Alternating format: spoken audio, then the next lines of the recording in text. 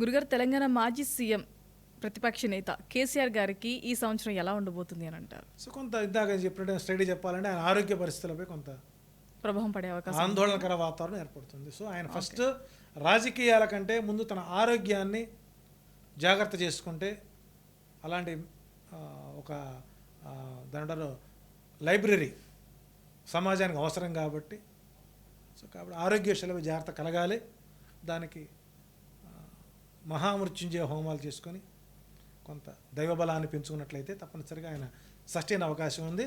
So కొంత సానుకూల వాతావరణం అంటే 60% ప్రభుత్వానికి ఉంటే 40% పబ్లిక్ ప్రతిపక్షం మీద ఆశలు ఉన్నాయి కాబట్టి సో ఉభయులు కూడా పూర్తి విశ్వాసంతో ఉండి ప్రజారంజకమైన పాలన ఇవ్వడానికి వీరందరూ సహకరిస్తేనే ప్రభుత్వాలు కొనసాగే అవకాశాలు ఎక్కువ ఉంటాయి. ఈ నూతన సంవత్సరంలో కేటీఆర్ గారికి ఎలా ఉండబోతుంది అని అంటారు? నా అంచనా ప్రకారం ఆయన జాతకంలో బందీ యోగం కనబడుతుంది. జైలుకి వెళ్తారంటారా? అంటే ఆ పరిస్థితులు వచ్చే అవకాశాలు ఉన్నాయి.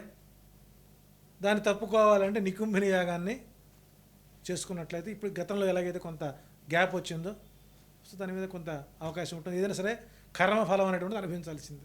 మరి హరీష్ రావు గారికి ఈ సంవత్సరం ఎలా ఉండబోతుంది అని అంటారు వారి రాశి ఫలాలు? సో హరీష్ రావు గారు యొక్క వ్యక్తిగత జాతకం నేను చూశాను కాబట్టి ఆయన రాశి యొక్క ప్రభావం అందులో ఉగాది రోజు ఏర్పడిన గ్రహ కూటమి వలన ఒక మంచి వ్యవహార సంధానకర్తగా, ఒక వినూత్న రాజకీయ నాయకుడిగా కొత్త పంథాతో ప్రభుత్వాన్ని ఏ రకంగా ఇరుకున పెట్టగలడో అలాంటి యుద్ధ అస్త్ర నైపుణ్యాలపై ఆయన పదును పెట్టే అవకాశాలు ఎక్కువ ఉంటాయి. మేధో మదనం ఎక్కువగా చేసుకుంటూ ఒక రకంగా చెప్పాలంటే కేటీఆర్ని బీటౌట్ చేసే పరిస్థితి ఒక డిపెండబుల్ బ్యాట్స్మెన్గా తయారయ్యే అవకాశం ఉంది. సో కొంత ఫాలోయింగ్ అతనికి ఎక్కువగా ఉంటుంది. సో అతనిపై ఎటువంటి ఒత్తిడి ఉండదు, ఎటువంటి బంధన యోగం లేదు. ఆయన ఒక మంచి నాయకుడు కానీ గుర్తింపు ఇచ్చిన అవకాశాలు ఎక్కువ ఉన్నాయి ఈ సంవత్సరం.